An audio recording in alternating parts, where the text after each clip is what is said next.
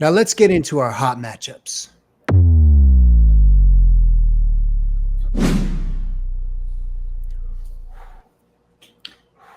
Oh, child is so high in here.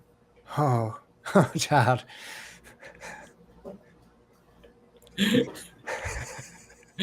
Oh my God. Oh my Lord.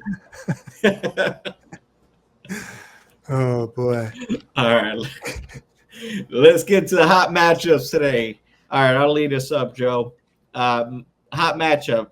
Of course, you guys are getting tired of me talking about these fucking team, and you probably will, and I'm sorry, but it's the truth. I said, I told you last week it was going to be a barn burner, and this week it's going to be another one: Philly versus Tampa Bay. It's in Tampa. Tampa has an explosive offense, actually a really good defense too. And Philly, same thing, explosive offense, good defense. But Tampa always seems to have Philly's number.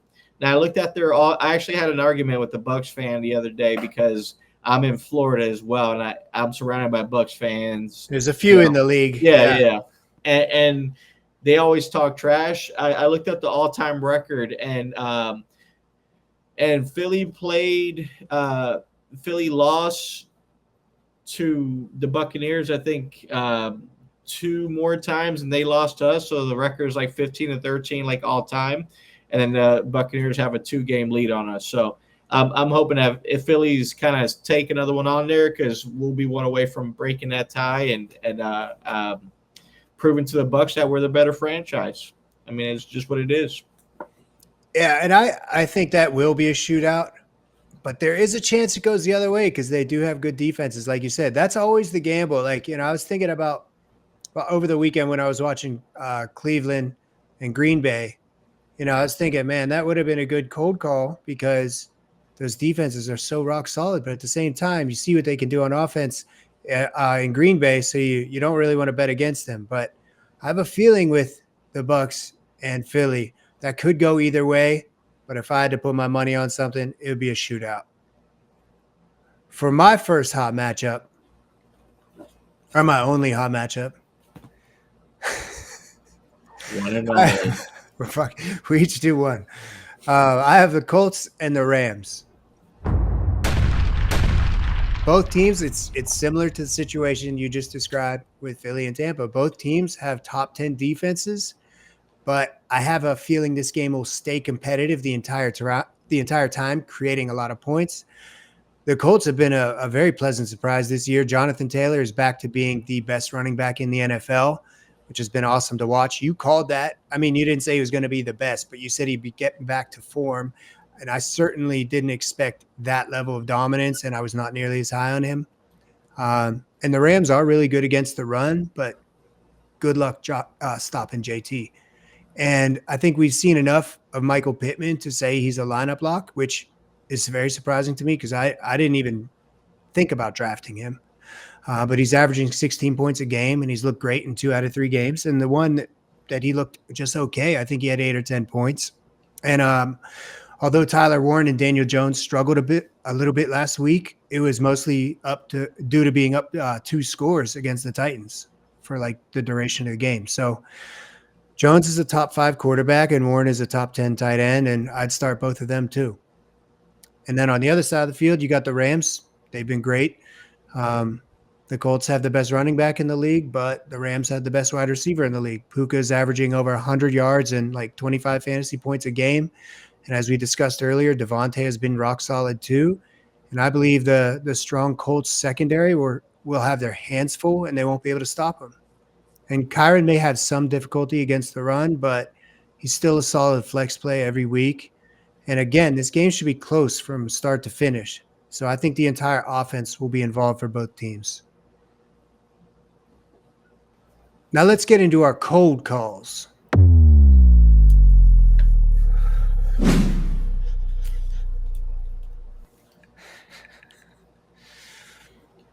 I'm going to lead things off with the Titans and the Texans. I feel for Tony Pollard. He's a good player, but the Titans are just so bad. And I actually thought Ridley could be like a flex play all year long, but he should be dropped. And there's a guy I've heard being discussed as a waiver ad, Ayamaner. He like, hey, he's a hot waiver ad, but without those 2 touchdowns, he wouldn't even be on the radar. So yeah, if you're looking for like a dart throw, or if you're in a double flex league, I guess you could pick him up. I picked him up in a couple leagues in week 3, but I really didn't expect him to score another touchdown and put up 15. I just don't think that's going to be something that's consistent. There's just nobody I'm starting on that offense, including Aomayor or Aomaner, however you say his name. The only person I would start at flex would possibly be Pollard if I didn't have a better option. Just the Titans' offense is really bad, and the Texans have a top 5 defense. They're good against the pass and the run. So I don't want anything to do with the Titans. And the Titans' defense is almost as bad as their offense. So it's possible we see another big game from Nico Collins, who looked great last week and finished with over 100 yards. But sadly, that's where it ends with the Texans. The rest of the team has been terrible. I thought we could see something from Jaden Higgins, but he's done nothing. I picked him up in like every league at like later rounds of the draft, and he's done nothing. I like them too as a sleeper pick, though. So He's a big guy. He's a big, strong guy. He's built like Ted McMillan. I thought maybe he's another rookie that you could keep your eye on, but Stroud has been terrible. And I guess you could play. O-line. Yeah, we've been discussing that since day one. That was their problem last year too. That's why we're always nervous about what can the run game do. And Mixon, although he had his hands full, he looked good last year. We thought he could maybe do it again, but he's not around. So that run game is non-existent. You could play Dalton Schultz or Christian Kirk and just hope for 8 to 10 points if you're desperate, but I would stay away from this whole game, both sides of the ball. Yeah, no, for sure. Not a fan. Now, for my cold call of the week, or cold matchup. Sorry, cold matchup. So Either way. it's the Monday night game. I can't believe they flexed this shit to prime time. Miami Dolphins versus the New York Jets, right? The NFL has the ability to flex games outside of prime time and put the good ones there. But for some reason, they left this turd of a matchup that I'm going to absolutely miss because I have no shares of those 2 terrible offenses.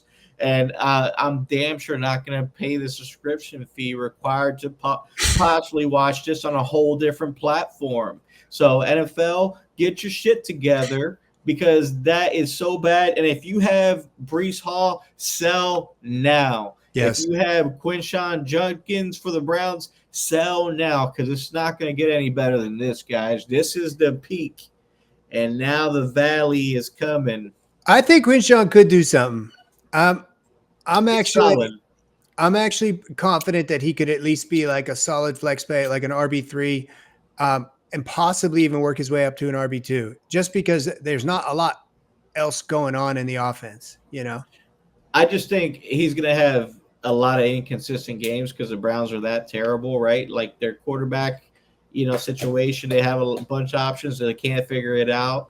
Joe Flacco is definitely not it, right? But at the end of the day, unless they make that change at that quarterback, I would sell Quinshawn anyways because at the end of the day, like people can value him and what he's supposed to be, but there's no way you're going to get that consistent production when you need him all season long. So right now, if you could get a decent value as a wide receiver 3, trade or upgrade at quarterback, obviously take it because that's as good as it's going to get, honestly, with him.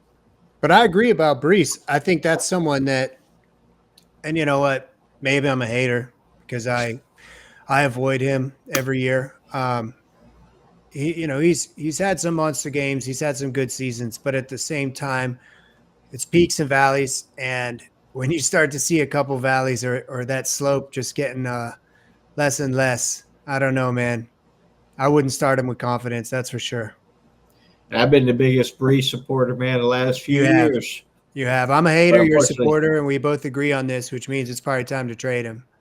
If he's on another team with a good offensive line, absolutely. With a good offense, I mean, Breece Hall is going to be a good back, but not here. And the thing is, like, I still like Justin Fields for a season-long quarterback, like as your backup or, someone that you could start from at certain times, but he's got to be a little more consistent for you to start him. When you see him come out and he does great and puts up a lot of yards, you get excited. I always get excited. I do think he's a good player. He's just got a solid floor because of the running. And once he's healthy, I would say you should pick him up, start him at certain weeks, and keep him on your bench for others. But that's a suspect offense. The Dolphins are a suspect offense. I mean, that's another thing with the Dolphins wide receivers. You never know what you're going to get. It just depends on the game script. And, last week with my hot matchup, I know it's your cold call this week, but my hot matchup last week was the Bills and the Dolphins because I just had a feeling there would be garbage time. It turned out to be a competitive game the whole way through. We did say that's always a possibility. But that those wide receivers are also someone where you start them and you hold your breath because you have no idea what you're going to get. Achane all day. Tyreek and Waddle, it's a week-to-week basis, and you're never comfortable.